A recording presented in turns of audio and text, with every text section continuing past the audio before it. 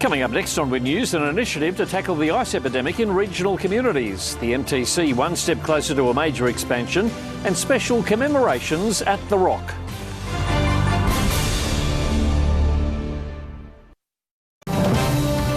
Across the Riverina, this is Win News. Tonight, a West Wyalong woman helping find a solution to the ice epidemic. The driver from a fatal crash at CSU takes the stand in Wagga District Court. And The Rock commemorates its First World War soldiers. Good evening, I'm Geoff Phillips. Also coming up tonight, the Wagga City Council funding windfall for 60 community groups. A West Wyalong woman who was addicted to drugs for the best part of 4 decades is now working with the state government on a new initiative to fix the ice epidemic in the bush. Over the next 2 months, youth forums will be held in 40 regional towns, with people such as Robin Lewis sharing their story about ice addiction.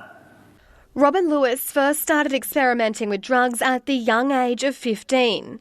Using marijuana as a gateway drug, Robin spent 37 years fighting an addiction. Sarah Bannerman, Win News. A former Dubbo man who's pleaded guilty to a charge over a fatal crash which claimed the life of his best mate told the Wagga District Court today he wished he'd been the one to die that night. Judge Gordon Lerv today heard from several witnesses before taking sentencing submissions in the matter. Joshua William Armstrong was at the wheel of a BMW which slammed into a tree on Pine Gully Road at CSU Wagga in the early hours of June 13.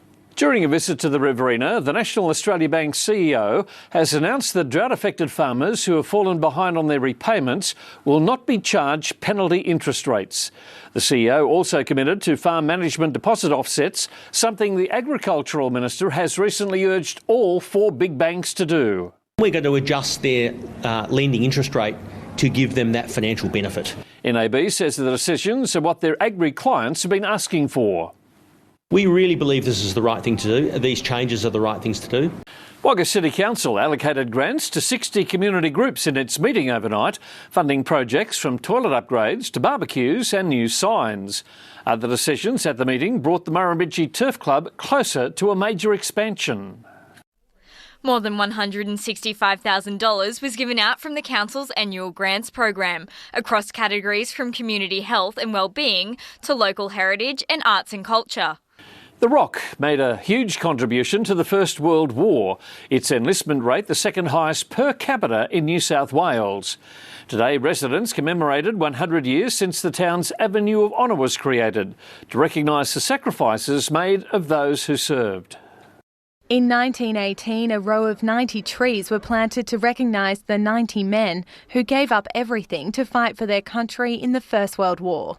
Still ahead on Win News, concerns about policing numbers in the Coulcher district and the new initiative to get Wagga residents active.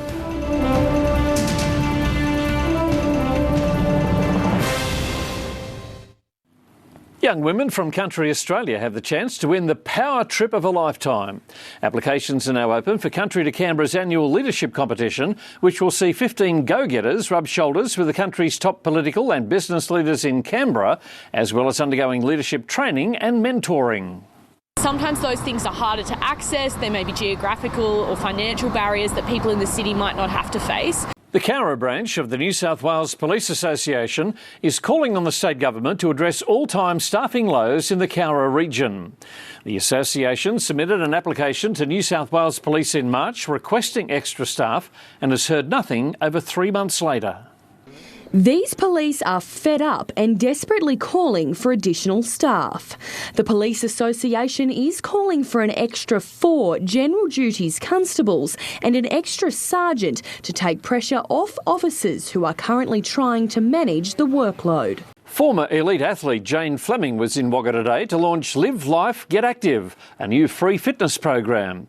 By taking away costs and adding convenience, it's hoped more people in the community will get moving, and it's particularly appealing to mums. I'm not working now that I've had the baby. It's definitely really good to come and get some free fitness rather than an expensive gym membership, which I previously had. The public is being warned about imported cosmetic eyeliners which have been found to contain up to 84% lead. The brands Hashmi Surmi Special and Hashmi Kohl Aswad are manufactured in Pakistan and are predominantly found in stores stocking Indian and Pakistani goods. Lead can cause long-term brain and kidney damage. As well as lead, the eyeliners were found to contain arsenic, cadmium, chromium and mercury.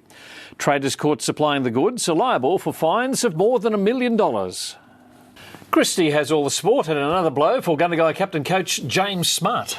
That's right, Geoff. A broken hand, hamstring injuries and now a knee injury. And Blaze Imports Shakira Barnes and Kiani Clark inspire the next generation to chase their dreams.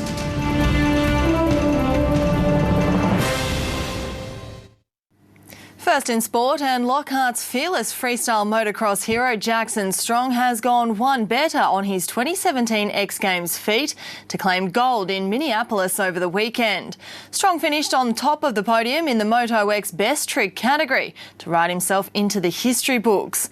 The 26-year-old's gold medal, his fourth in the division. To rugby league now, and Gundagai captain coach James Smart's horror run of injuries has continued, with the star halfback diagnosed with a medial ligament tear. Smart was forced off the field in the Tigers' round 13 win over Junee and is now unlikely to take the field against Tumut at Twickenham.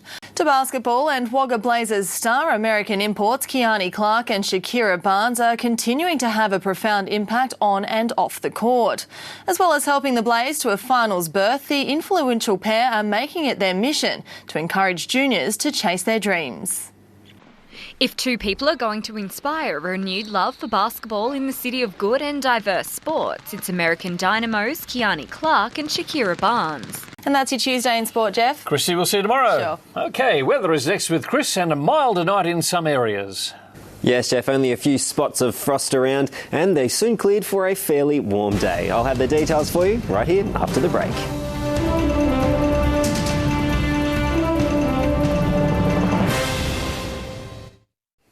Welcome back. Another cold front is moving over the region, and along with it, we might see some strong winds, showers and some cooler temperatures towards the end of the week. Tonight's weather photo is from Michael at Graceful Photography. A stunning sunrise with just amazing colours on show there. Michael, thank you very much. Remember to send your weather photo through to weather@wintv.com.au. Let's look at some details from around the region today. A cold start for Cootamundra, -1 as the sun rose. Gundagai and Wagga both saw double digits shortly after 9:30 this morning. Deniliquin's strongest wind gust was 48 kilometres an hour. Leeton saw a top of 19, West Wyalong 2 to 18, 21 for Lake Kajiligo and 20 for Hillston. Let's have a look at the dams now. Burrinjuck saw a release of 454 megalitres, Blowering a release of 376 megalitres, and Wyangla a release of 241 megalitres. Onto the satellite now. A cold front is expected to graze the southern border of the state later tonight, clearing early on Wednesday morning. On the synoptic chart behind this front, a high pressure ridge will briefly develop over New South Wales, followed by a low pressure system with an associated cold front from late Thursday. Now, a severe weather warning is in place for parts of the southwest slopes and Snowy Mountains. Damaging winds are expected, averaging 80 to 90 k's, with gusts in excess of 110 are likely for areas above 1,900 metres, so do take care. To the forecast now. After some patchy morning fog, a partly cloudy day, there's also a medium chance of showers near the border and a slight chance elsewhere. Leeton 16 degrees, 17 for Griffith, Hay 17 as well. Heading north on our map, Hillston's heading for 17 degrees. Now for Wagga tomorrow, partly cloudy with a slight chance of a shower in the days ahead. Thursday will be partly cloudy, patchy fog in the east, slight chance of a shower. Cloudy on Friday with a medium chance of showers. Similar story for Saturday. Snow possible above 1,700 metres, so a bit of cloud about tomorrow, Geoff. Would seem that way, Chris. Thank you. And that is Win News for Tuesday the 24th of July. To view some of our reports, visit the Win News Riverina Facebook page. I'm Geoff Phillips. Thanks for your company. Until 6 tomorrow. Good night.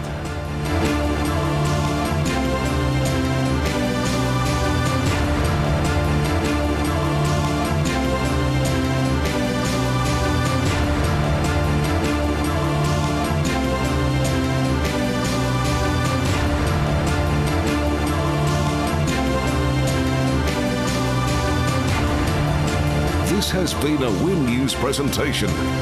Win News, Regional Australia's #1 news source.